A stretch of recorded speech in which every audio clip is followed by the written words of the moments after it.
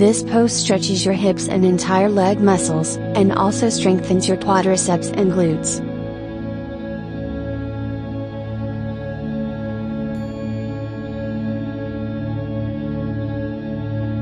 Stand upright, take a big step forward with your left foot. Lower your body until your thighs almost parallel to the floor. Twist your upper body to the left and extend your arms to the sides. Bring your hands together into a prayer pose at the center of your chest.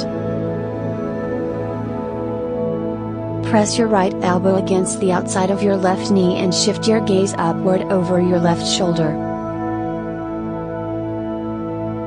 Keep your front knee facing forward. Keep your palms at the center of your chest. Don't let your front knee go over your toes.